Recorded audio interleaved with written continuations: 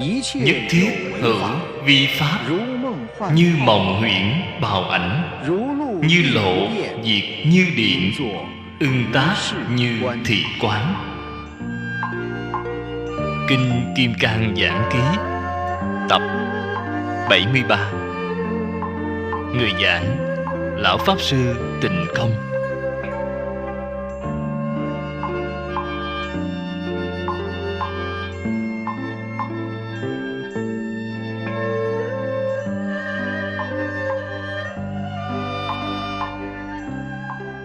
Giác chánh tịnh là Phật Bồ Tát.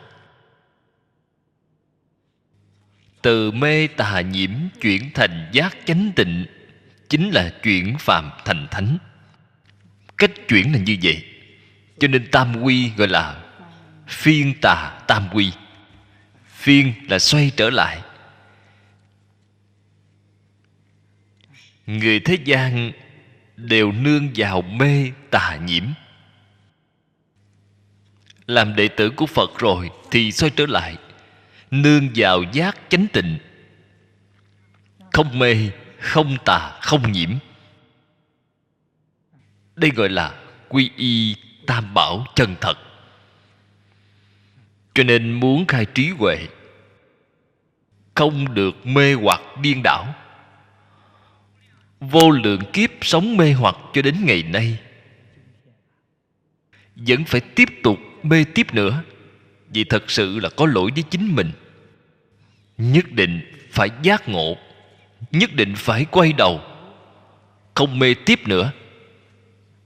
Như vậy là khai trí huệ. Kinh dân dĩ thị danh tự phụng trì. Danh tự thì Kim Cang Bát Nhã. Đã giảng nhiều như vậy, đến chỗ này mới tóm tắt chủ đề, mới đem kinh văn chốt lại. Cố thử kinh Sở Minh Nghĩa Thú, giai thị khai kỳ Kim Cang trí giả. Trí huệ bát nhã thù thắng nhất là trí huệ Kim Cang Bát Nhã, không phải bát nhã thông thường.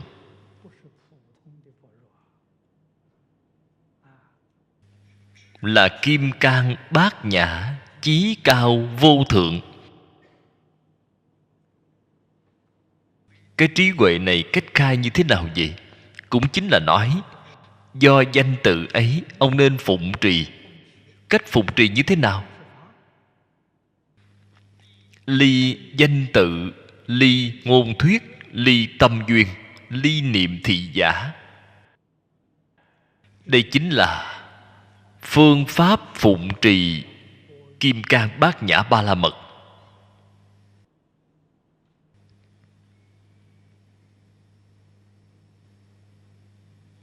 Chúng ta cần nhớ kỹ, thọ trì Kim Cang Bát Nhã không phải mỗi ngày đem Kim Cang ra niệm một lần, gọi là thọ trì Kim Cang Bát Nhã. Cái cách làm đó bạn vẫn là tạo ra mê tà nhiễm, bạn vẫn là tạo lục đạo luân hồi, làm sai rồi.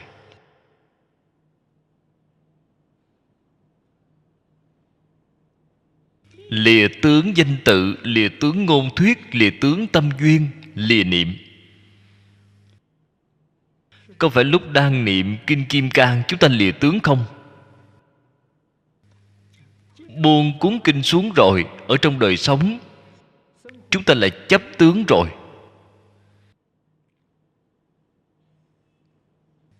Kinh Kim Cang là làm bài trên lớp. Lên lớp học rồi phải biết dùng. Bằng ở trong đời sống, lìa danh tự, lìa ngôn thuyết, lìa tâm duyên, lìa niệm. Bằng mỗi ngày đi lại làm việc, ở trong công việc lìa danh tự, lìa ngôn thuyết, lìa tâm duyên, lìa niệm. Bằng mỗi ngày biết bao nhiêu chuyện xã giao, giao tiếp với tất cả đại chúng cũng phải lìa danh tự, lìa ngôn thuyết, lìa niệm.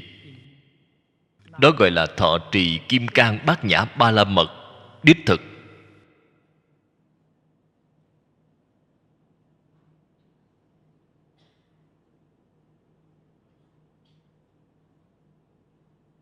tâm cảnh của bạn thật sự chuyển trở lại.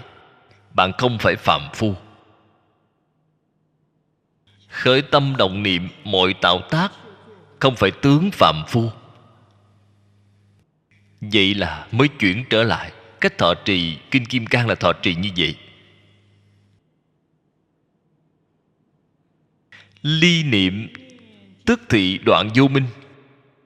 Vô minh phần phần đoạn. Niệm chính là vô minh. Hay nói cách khác, ý niệm của bạn càng ít thì vô minh của bạn càng ít. Vọng niệm của bạn càng nhiều thì vô minh của bạn càng nhiều.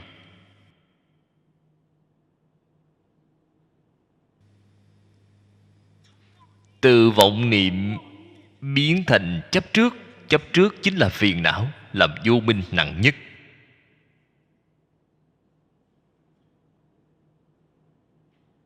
Cho nên chúng ta đoạn. Trước tiên đoạn chấp trước. Đây là cái thô nhất, nặng nhất. Sau đó đoạn vọng tưởng. Chính là khởi phân biệt. Sau cùng đoạn niệm tiếp. Phải chia thành 3 giai đoạn như vậy. Từ thô đến tế. Cái phương pháp này tương đối hợp lý.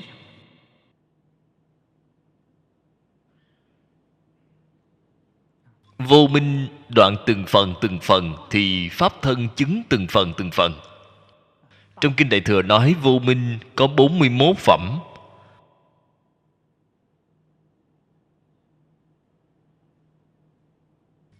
Phá phẩm vô minh thứ nhất, chứng một phần pháp thân, là Bồ Tát sơ trụ viên giáo.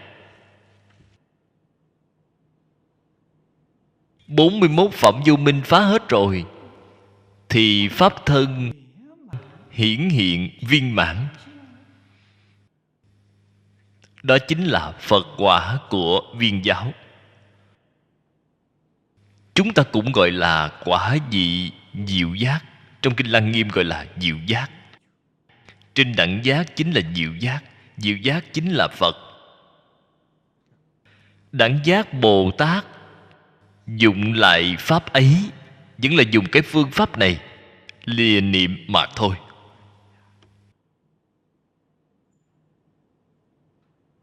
Cái pháp này gọi là phép tắc, nguyên tắc.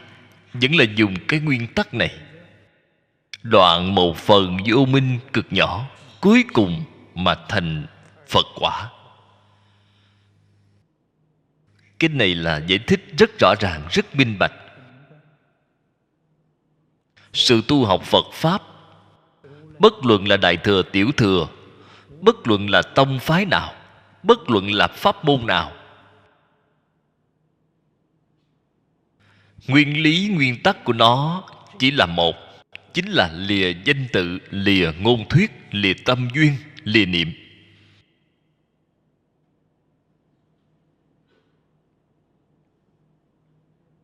Nếu như không nắm vững cái nguyên tắc này, bất kể là tu pháp môn nào, thấy đều không thể thành tựu.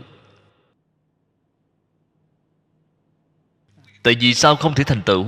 Tâm của bạn không thể hồi phục thanh tịnh.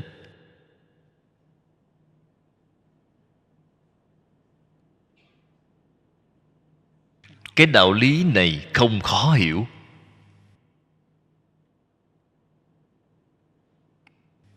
Chúng ta xem tiếp 2 đoạn phía sau này. Đây là tổng kết ở trong tiểu chú. Tổng nhi ngôn chi, thử lượng tiết kinh chỉ, là tông chỉ của 2 đoạn kinh nhỏ này. Tức thị tiên tu liễu triệt vô hữu định pháp. Hiểu rõ triệt để, không có pháp cố định.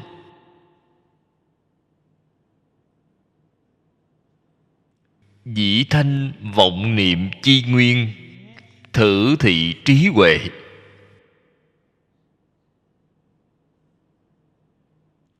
Hai câu nói này ý nghĩa của nó chúng ta có hiểu hay không?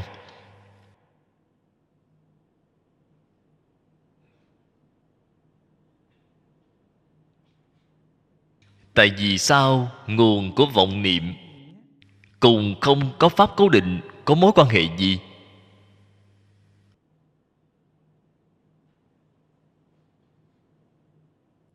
Cái quan hệ này rất lớn. Phàm phu chúng ta luôn cho rằng có một pháp cố định.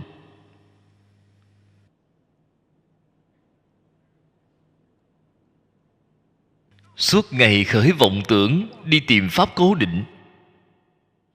Bao nhiêu người đi tìm, mà mấy ngàn năm nay không một người nào tìm được. Bạn nói quan hệ lớn cỡ nào? Đây là nguồn gốc của vọng tưởng. Bạn thấy cái thế gian này, có thể nói vô lượng kiếp đến nay, mọi người nhìn thấy hiện tượng tự nhiên, sự vận hành của vũ trụ đều rất có trật tự, rất có quy tắc. Bốn mùa biến đổi. Vào thời trước đây có 24 tiết khí là rất rõ ràng một chút cũng không rối loạn. Quy tắc như vậy nên đều cho rằng là có pháp cố định.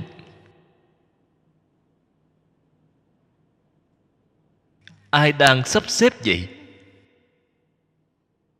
Tìm tới tìm lui tìm không ra, thế là liền phát minh ra một vị thượng đế do thượng đế sắp xếp.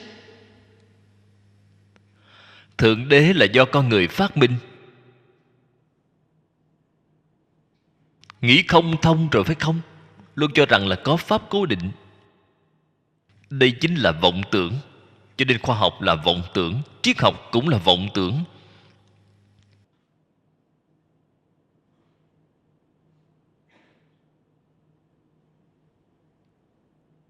Gần đây tôi ở Tịnh Tông học hội Los Angeles. Ở trong ấn phẩm nhỏ của họ có đăng một bài phiên dịch bằng tiếng Trung. Có một đoạn của Einstein. Đây là nhà khoa học lớn của phương Tây. Ông lúc tuổi về chiều nói khoa học không phải là chân thật, là vọng tưởng. Triết học cũng là vọng tưởng.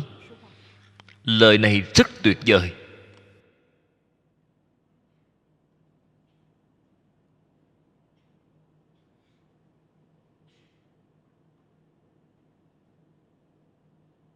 Hư vọng như thế nào vậy? Ông không nói được. Biết nó như thế mà chưa biết tại sao lại như thế. Vọng tưởng từ đâu mà có? Ông không nói rõ. Điều này trong Kinh Phật cũng rõ ràng rồi. Chúng ta biết tất cả hiện tượng 10 pháp giới y chánh trang nghiêm này không có pháp cố định, thì chúng ta sẽ không khởi vọng tưởng nữa, không nghĩ đến nó nữa. Không biết mới nghĩ. Người từ đâu mà có? Vũ trụ hình thành như thế nào? Địa cầu hình thành từ lúc nào? Hình thành như thế nào? Người này đang khởi vọng tưởng. Hiện nay bao nhiêu nhà khoa học vẫn tiếp tục không ngừng khởi vọng tưởng. Nghĩ thế nào cũng không thể nghĩ ra đáp án. Những đáp án đó đều là tưởng như đúng mà không đúng, không thể khiến bạn tâm phục khẩu phục.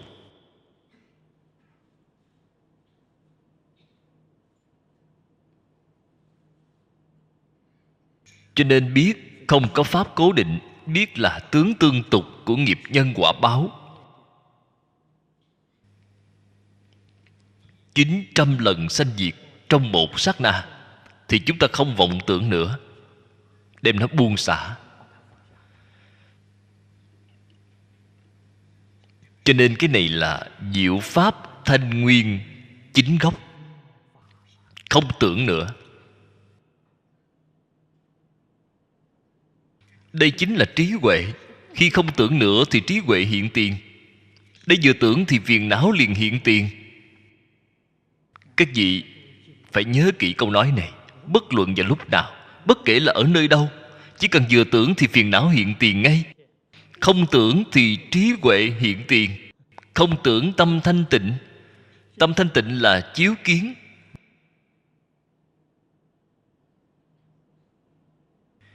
Khi đây vừa tưởng thì chiếu không còn. Tâm không thanh tịnh, chiếu liền biến mất, rơi vào trong ý thức. Ý thức không phải trí huệ. Cánh tu phá trừ phan duyên tâm tưởng, dĩ tiệt đoạn vọng niệm chi lưu. Vọng tưởng khởi lên nói, thực ra là vẫn không đáng sợ. Chỉ sợ là vọng tưởng cứ phát triển không ngừng.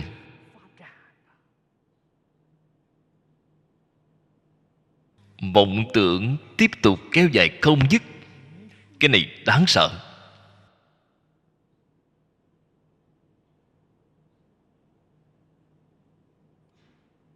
Cho nên Phật lại dạy chúng ta cần đoạn sạch tâm phan duyên. Tâm phan duyên đoạn hết rồi, tuy có vọng tưởng không thể mở rộng. Hay nói cách khác, vọng tưởng khởi lên là có hạn. Có hạn thì dễ khống chế, có hạn thì dễ đoạn. Quyết định không được để nó tiếp tục tăng trưởng. Cho nên cần đem tâm phan duyên đoạn sạch. Ở trong tất cả pháp không nên phan duyên. Tùy duyên là tốt. Người thế gian không hiểu đạo lý của tùy duyên.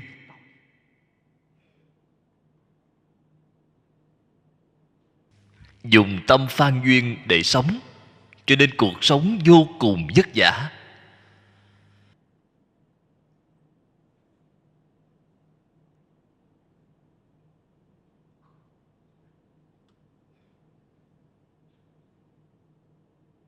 Đây cũng chính là nói người thế gian không buông được, danh lợi không buông được, tài sản không buông được, thân tình không buông được. Đây là phan duyên. Cho nên sống cuộc sống rất vất vả. Vô minh vọng tưởng không ngừng đang mở rộng, đang phát triển không ngừng. Cái sự việc này phiền phức. Quả báo là biến thành ba đường ác.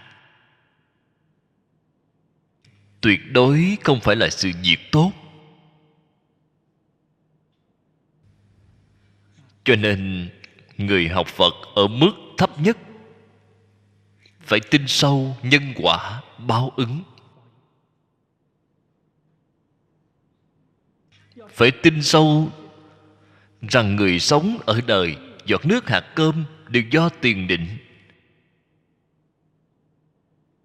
Thật sự chúng ta tin sâu không nghi, thì ý nghĩ phan duyên bị dập tắt hết hơn một nửa rồi. Biết được khởi vọng tưởng phan duyên cũng là vô ích. Trong số mạng không có, trong số mạng có không khởi vọng tưởng, không phan duyên, khi nó đến nó sẽ nhất định đến.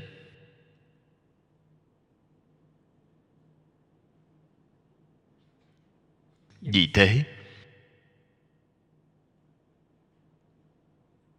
Cận đại Ấn Quang Đại Sư lúc còn tại thế, cả đời cật lực đi đề xướng Liễu Phàm tướng huấn. Đề xướng cảm ứng thiên. Liễu Phàm tướng huấn cảm ứng thiên đều không phải kinh Phật. Lão Pháp Sư cả đời cật lực đề xướng. Chúng ta muốn hỏi đạo lý gì vậy? Đạo lý là chỗ này.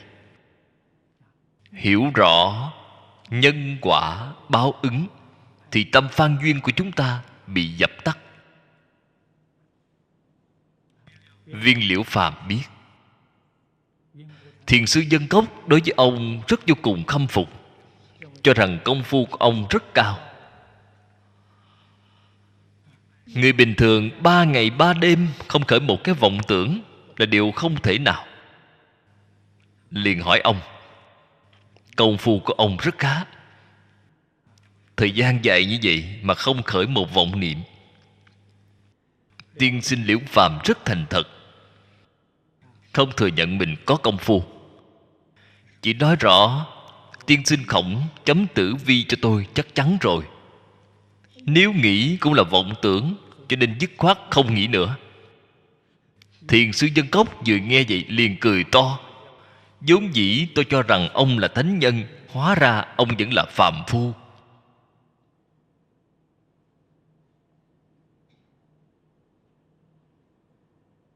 Tại vì sao là phàm phu vậy? Ông không nghĩ chỉ là bởi vì số mạng đã định sẵn rồi. Ông biết rất rõ ràng năm đó sẽ như thế nào, tháng đó sẽ như thế nào. Bản thân biết rất rõ ràng, cứ theo vận mệnh mà sống qua ngày, cho nên không có vọng niệm. Cái phàm phu này, tôi gọi ông là phàm phu tiêu chuẩn. Ông là phàm phu đạt tiêu chuẩn.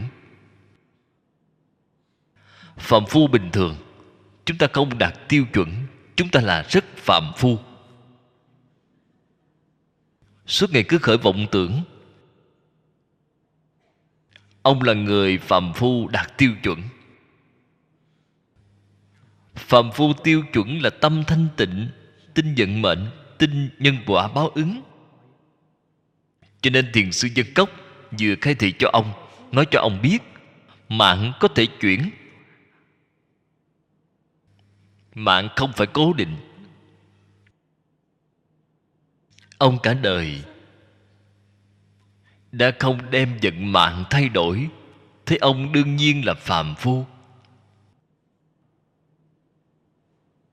Cho nên nói rõ cho ông ta biết lý luận của cải tạo vận mệnh, phương pháp cải tạo vận mệnh.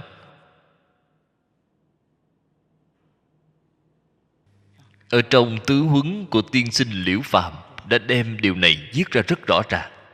Hơn nữa nói rõ hiệu quả sau khi cải tạo, hiệu quả vô cùng rõ rệt. Thật sự ông đã thay đổi. Cho nên nếu bạn chịu sửa đổi, bạn phải hiểu đạo lý, hiểu phương pháp, chịu làm, thì vận mệnh sẽ thay đổi. Nhà Phật thường nói, ở trong cửa Phật có cầu ác ứng. Câu nói này là sự thật, một chút cũng không giả. Khi tôi mới học Phật, thầy của tôi, Đại sư Chương Gia đã dạy tôi như vậy. Ở trong cửa Phật có cầu ác ứng. Thầy nói bạn cầu, cầu không được, cầu không có cảm ứng. Đó là nguyên nhân gì vậy? Đó là bản thân bạn có chướng ngại, có nghiệp chướng. Bạn cần sám trừ nghiệp chướng. Chướng ngại không còn nữa thì cảm ứng hiện tiền ngay. Đại sư Chương Gia giảng cho tôi đơn giản. Ở trong Liễu Phàm Tướng Huấn viết cặn kẽ. Và hiện nay lượng băng ghi âm lưu thông rất nhiều. Đài Loan có một số cư sĩ phát tâm muốn làm 3 triệu bộ lưu hành. Hiện nay sách cũng đã in ra rồi. Đồng tu bên đó thúc giục tôi. Tôi trước đây từng giảng, tôi giảng cặn kẽ. Tổng cộng dường như có hơn 20 băng đĩa.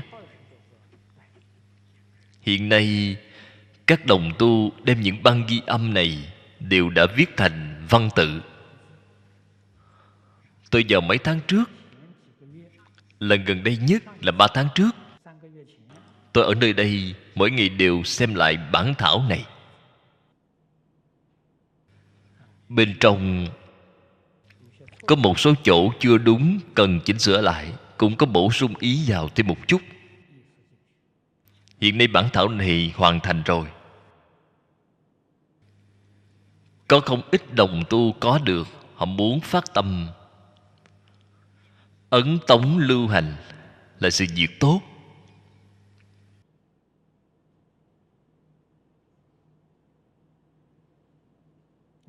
Nghĩ Ấn Quang Đại Sư năm xưa cật lực đề xướng không phải không có đạo lý.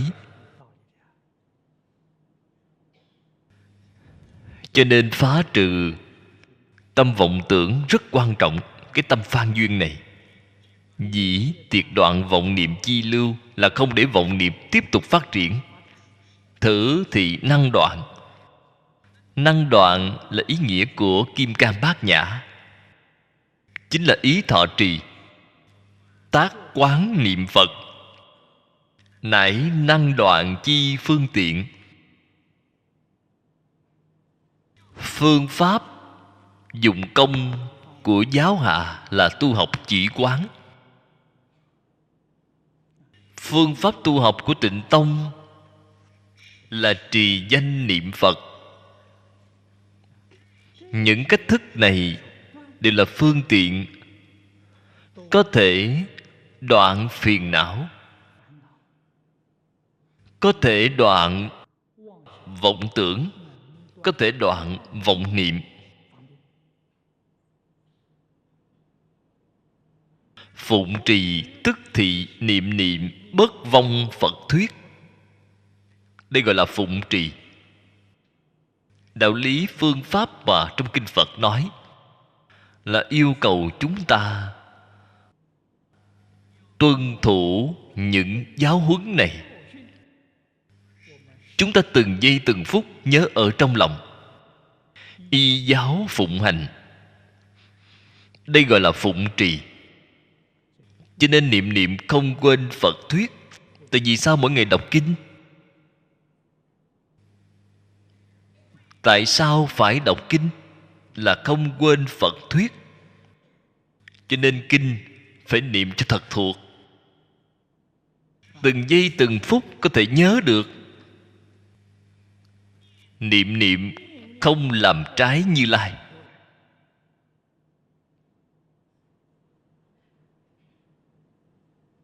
Phần trước nói Phật thuyết, ở chỗ này nói Như Lai. Cái ý nghĩa này như nhau. Cái mà Như Lai nói là tự tánh, cũng chính là niệm niệm không làm trái tánh đức. Tự tánh là thanh tịnh,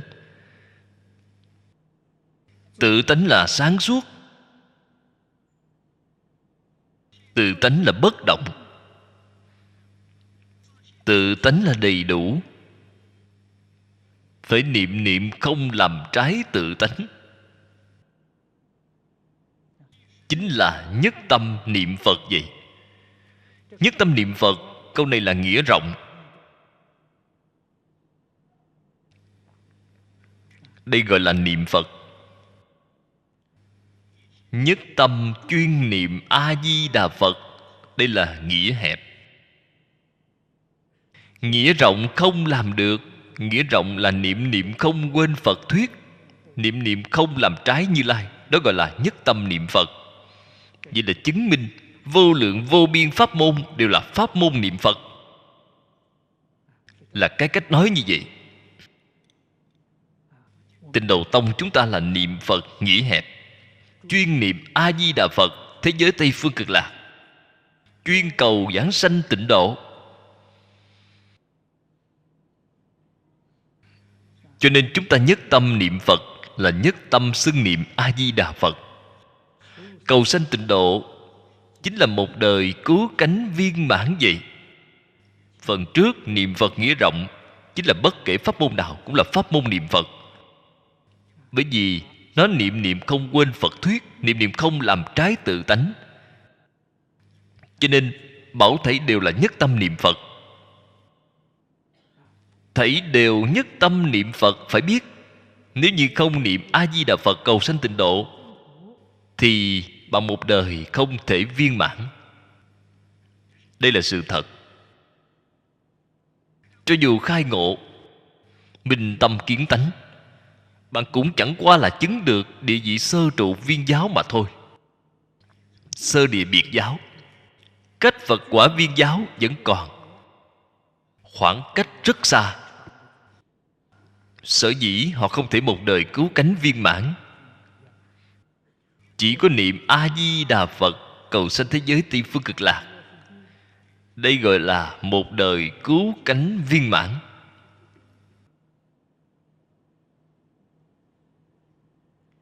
Đến chỗ này chỉ là giảng ở trong kinh này.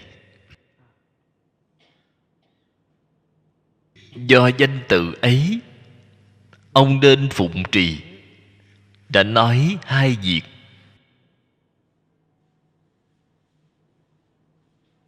Không chấp trước tướng danh tự, không chấp trước tướng ngôn thuyết.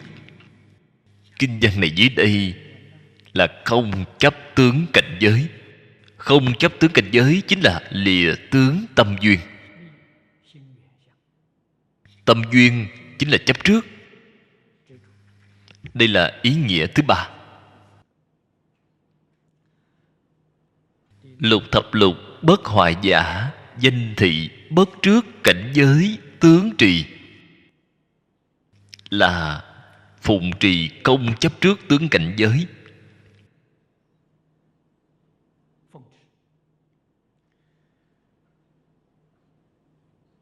Xin xem kinh văn. Tu Bồ Đề ưa ý dân hạ, tam thiên đại thiên thế giới, sở hữu vi trần, thị vi đa phủ, tu Bồ Đề ngôn, thầm đa thế tôn. Kinh văn từng câu từng chữ, hàm nghĩa sâu rộng vô hạn. Người đọc Kinh Kim Cang rất nhiều, mà người có thể thấy ra ý nghĩa ở trong Kinh Kim Cang thật sự không nhiều. Vì sao vậy? Nếu họ thật sự thấy ra được thì họ nhất định làm được. Thật sự y giáo phụng hành. Đọc Kinh Kim Cang tại sao không thể phụng hành vậy? Ý nghĩa ở bên trong chưa có thấy ra được.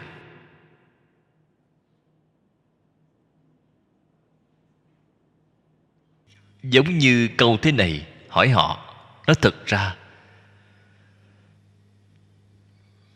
nếu chúng ta không nghe giảng giải thì rất khó hiểu được. Xin xem tiểu chú. Phàm nhất thiết pháp, giai hữu sai biệt chi tướng, tự kỳ sai biệt an lập danh tự. Bởi vì tướng khác nhau, cho nên mới đặt cho nó mỗi một cái hiện tướng, một cái danh tự, để dễ xưng hô nó.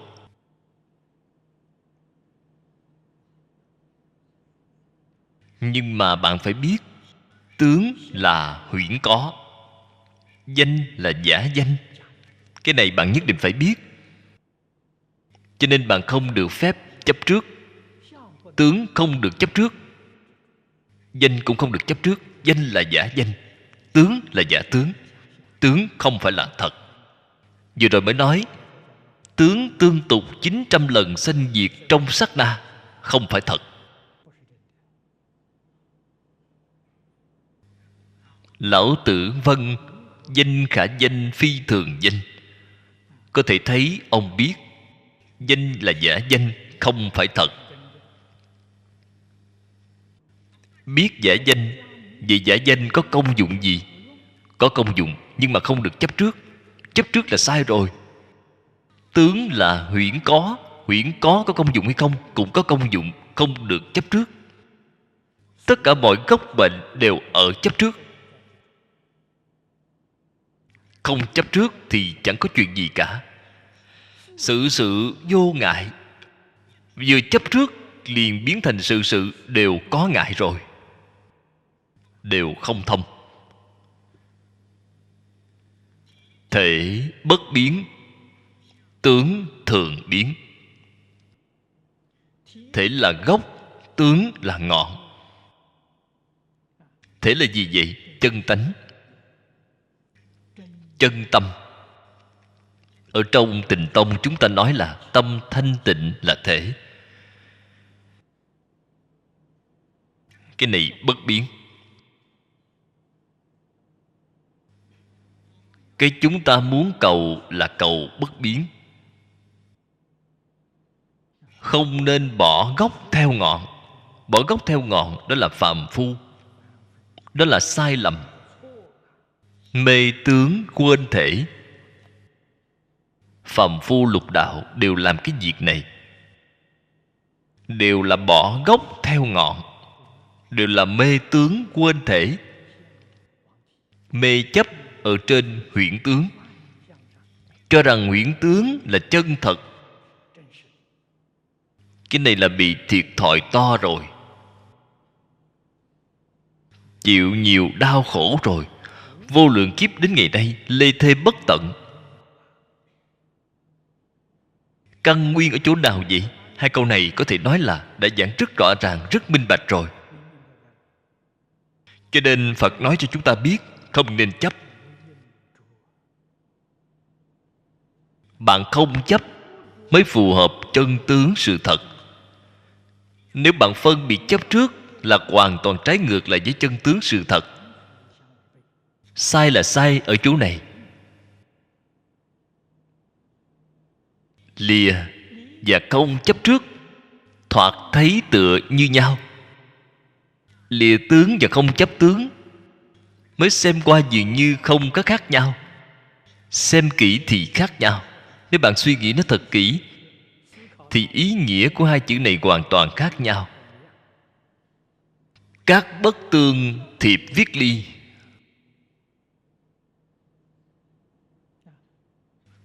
Bất tương thiệp chúng ta thường nói là không liên quan.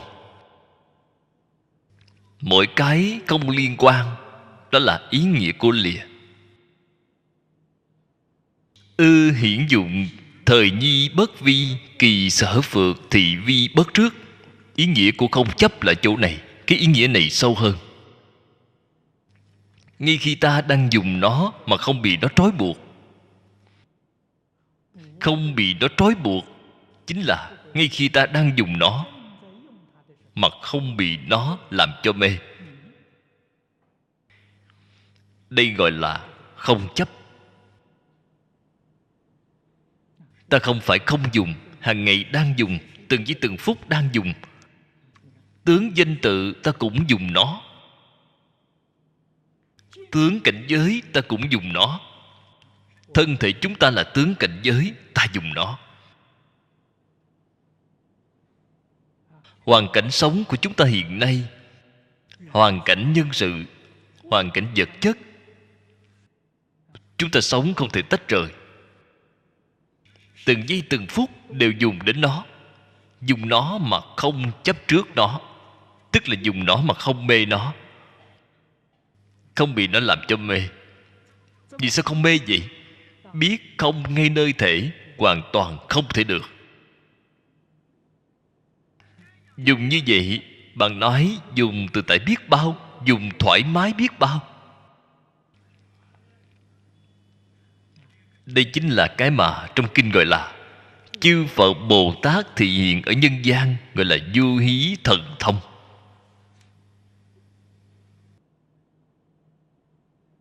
Bởi vì họ không chấp trước, cho nên chỉ du hí. Du hí là vui vẻ, thần thông. Phàm phu chúng ta cho là thật, cho là thật liền khổ ngay. Đây là giống như chúng ta diễn kịch trên sân khấu. diễn kịch đều biết là giả, là không. Cho nên tuy đang biểu diễn rất vui vẻ, ở trong tâm hoàn toàn không thật sự khởi phiền não, là giả mà. Cần phải biết, chư Phật Bồ Tát thị hiện độ hóa chúng sanh trong chính pháp giới đều là đang diễn kịch. Cho nên bản thân họ biết họ đang diễn kịch là giả, không phải thật. Vì vậy họ một chút phiền não cũng không có. Chúng ta tất cả mọi chúng sanh ở trong lục đạo cũng là đang diễn kịch mà không biết là giả, đem diễn kịch cho là thật. Bạn nói vậy có tệ hại hay không? Vậy là sai rồi. Không biết là giả. Khi nào biết là giả thì bạn liền biến thành Phật Bồ Tát ngay. Bạn đã chuyển phàm thành thánh. Bạn đã chuyển lục đạo thành nhất chân pháp giới. Vừa giác ngộ liền chuyển ngay. Vừa mê liền đọa lạc. Cho nên lìa và không chấp trước ý nghĩa khác nhau. Tu hành nhân tiên ưng chứng thể, thể minh tất tu đạt dụng. Có thể có dụng. Minh thể chính là minh tánh. Phần trước đã nói với các vị, trước tiên cầu căn bản trí. Căn bản trí là thể. Căn bản trí là vô tri, bát nhã vô tri. Sau khi đạt được thể, cần có dụng, cần phải đạt dụng. Đạt dụng là gì vậy? Vô sở bất tri. Thế là liền có thể có dụng. Chúng ta ngày nay làm sai rồi. Chúng ta ngày nay bắt tay học cái gì? Hữu tri, cầu tri. Cái gì cũng muốn biết. Đến cuối cùng như thế nào vậy? Cái gì cũng không biết.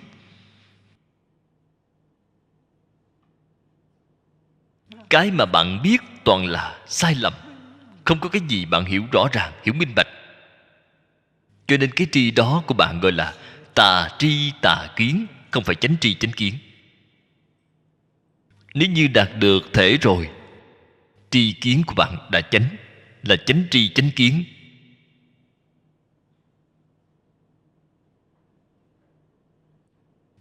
Bởi vì có dụng cho nên không hoại tướng. Tướng danh tự không hoại. Chúng ta dùng tướng danh tự. Tướng cảnh giới không hoại. Chúng ta dùng tướng cảnh giới. Đều biến thành hưởng thụ. Ở trong hưởng thụ không sanh phiền não. Ở trong hưởng thụ không mê, không tà, không nhiễm. Ở trong hưởng thụ biểu hiện ra giác chánh tịnh. Nếu không thì giác chánh tịnh của bạn thấy ra từ chỗ nào? Biểu hiện ra từ chỗ nào? Là biểu hiện ra từ trong hưởng thụ. Ở trong hưởng thụ không mê, giác rồi. Không tà, chánh rồi. Không nhiễm, tịnh rồi. Cho nên chúng ta thường ngày sống, làm việc đối nhân sự thế tiếp vật. Toàn bộ đời sống của chúng ta là sống ở trong cảnh giới giác, chánh tịnh. Đây chính là thánh, chuyển phàm thành thánh. Nếu như bạn đối với danh tự, đối với cảnh giới bên ngoài, bạn vẫn là mê, vẫn là tà, vẫn là nhiễm, thì đời sống bạn sống là luân hồi lục đạo.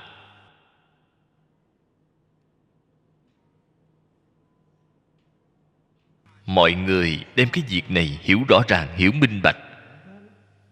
Người ta hỏi bạn, tại sao bạn muốn học Phật? Là tôi không muốn sống đời sống lục đạo luân hồi nữa. Tôi muốn sống đời sống của Phật Bồ Tát. Học Phật là gì cái này? Tôi không muốn tạo mê tà nhiễm nữa. Tôi muốn sống đời sống giác chánh tịnh. Mê tà nhiễm khổ, giác chánh tịnh vui. Học Phật là lìa khổ được vui. Bạn có phải thật sự lìa khổ không? Có phải thật sự được vui không? Có thật sự mỗi ngày một vui vẻ hơn không? Mỗi năm một vui hơn không? Thật sự bạn mỗi ngày vui vẻ là bạn đúng rồi. Bạn học Phật, bạn đã có thọ dụng. Thọ dụng chính là trí huệ hiện tiền, phiền não nhẹ bớt đi. Bởi vì mỗi ngày một vui vẻ hơn, pháp hỷ sung mãn. Tuy đạt dụng, trung ưng hội quy ư thể, cớ hụ bất khả trước tướng giả. Cho nên tướng có thọ dụng, không chấp chính là thể. Không chấp tướng là hội quy tự tánh.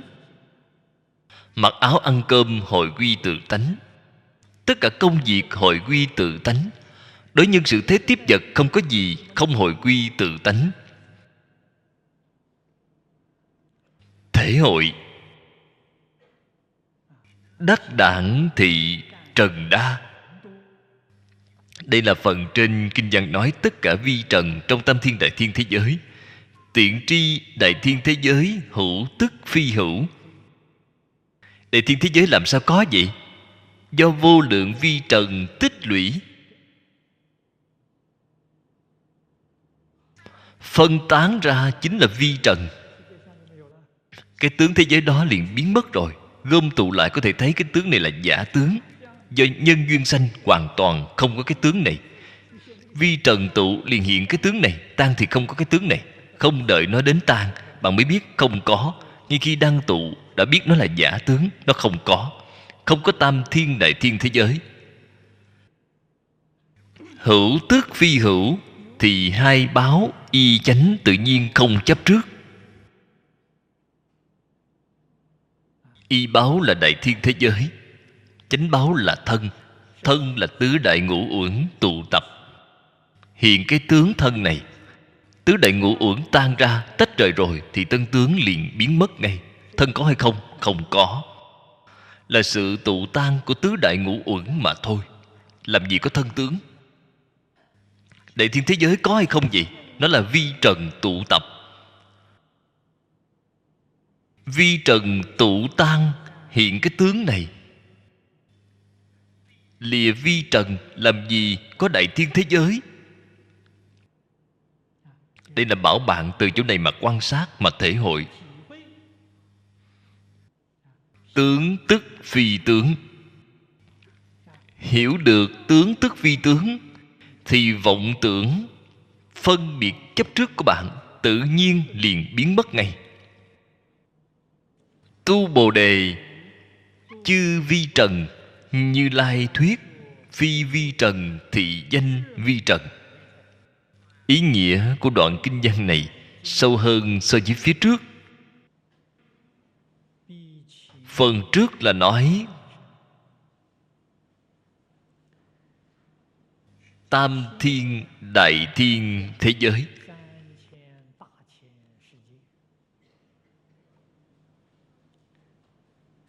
Tại vì sao không chấp trước tướng thế giới vậy? Thế giới hóa ra là vi trần tích lũy mà hiện ra huyễn tướng.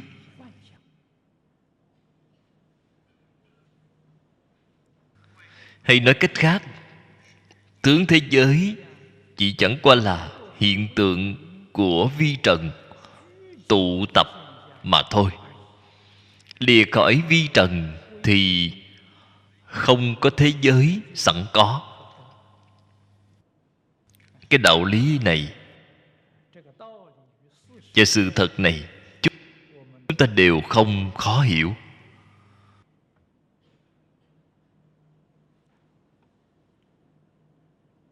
Hôm nay đoạn kinh văn này nói ý này tiến thêm một bước so với ý hỏi phía trước. Tiến thêm một bước nữa. Bất đẳng thế giới tịnh thả. Vi trần phi vi trần. Vi trần diệt thì giả tướng giả danh. Cái sự thật này mà cho đến cận đại, nhà khoa học mới phát hiện, mới chứng minh. Phật nói trong kinh không sai.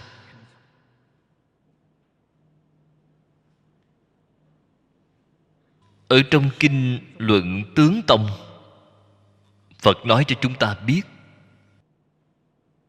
cái sắc pháp này chúng ta gọi là vật chất. Vật chất nhỏ nhất là vi trần.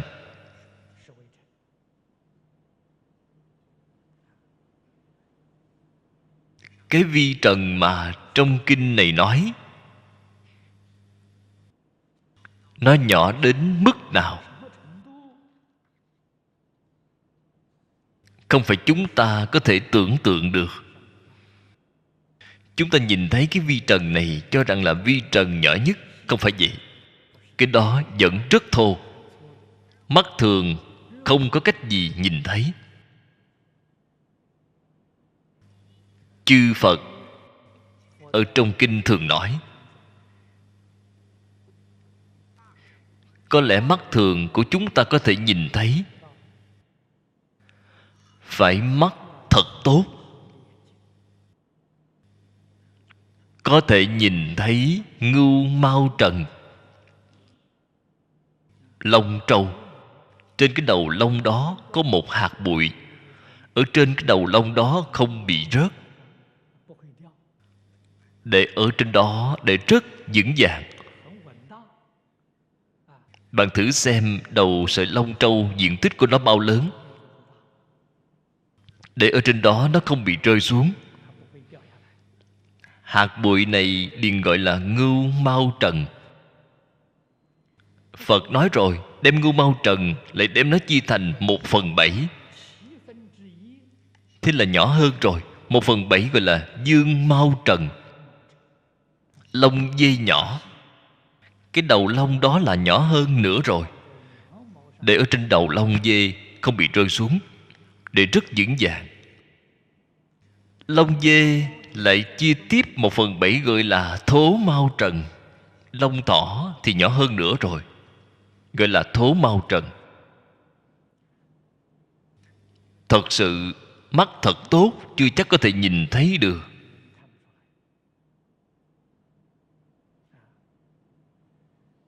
Và thố mao trần đó là chia tiếp 1/7 nữa, gọi là thủy trần. Chúng ta hiện nay đã học một chút vật lý, biết mật độ nước không lớn, ở trong nước có khe hở.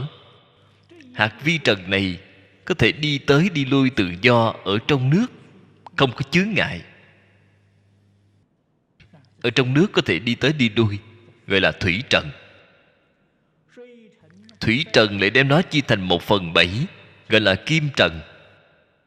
Kim loại, mật độ của kim loại lớn, mật độ lớn trong đó vẫn có khe hở. Cái này chúng ta biết.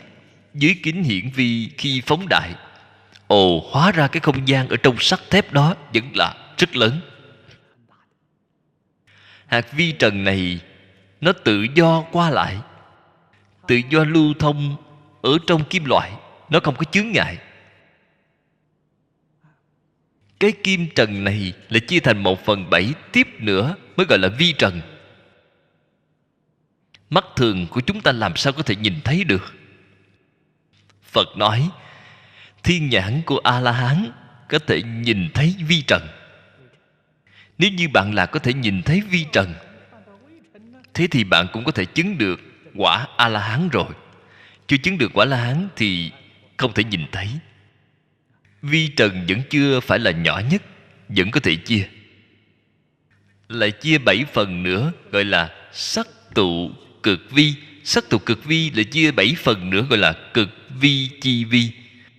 Phật nói cực vi chi vi là không thể chia. Chia nữa là không còn nữa. Cho nên cực vi chi vi cũng gọi là lân hư trần. Như vậy đây là dùng phương pháp phân tích để chúng ta biết thế giới là giả, vi trần cũng là giả. Vi trần từ đó mà có vậy? Tướng Tông nói cho chúng ta biết tâm pháp và sắc pháp cùng nguồn. Trong duy thức nói 4 phần. Tự chứng phần là bản thể, chính là chân như bổn tánh.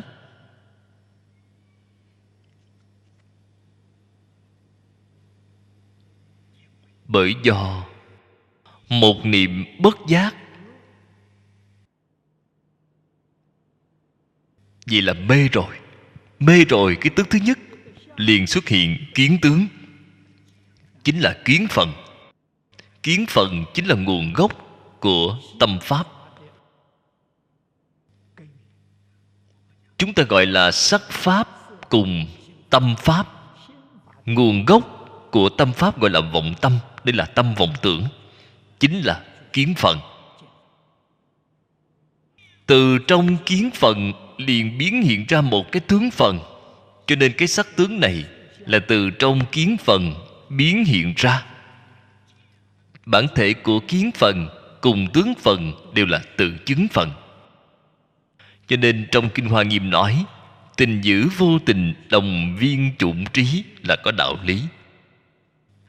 Hữu tình là do kiến phần biến ra, vô tình là do tướng phần biến ra. Kiến tướng đồng một cái tự thể,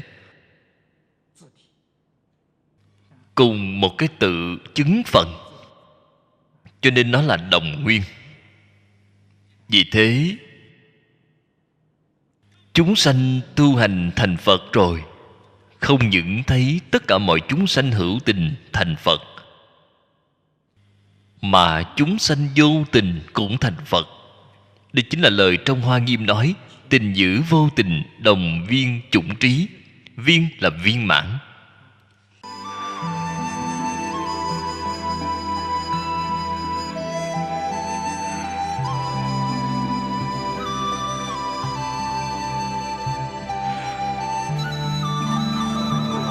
Cẩn dịch viên đạt cư sĩ, vọng tây cư sĩ, vọng tây cư sĩ a.gmail.com. Người đọc Hạnh Quang. Phát tâm cúng dường do gia đình Phật tử Thiện Đức thành kính cúng dường. Nguyện cả thảy chúng sanh đều tín niệm Di Đà, đồng cầu sanh về nước Cực Lạc. Nguyện đem công đức này trang nghiêm cõi nước Phật, trên đền 4 ơn nặng, dưới cứu khổ 3 đường. Nếu có ai thấy nghe đều phát tâm Bồ Đề, hết một báo thân này đồng sanh về nước Cực Lạc. Nam mô A Di Đà Phật.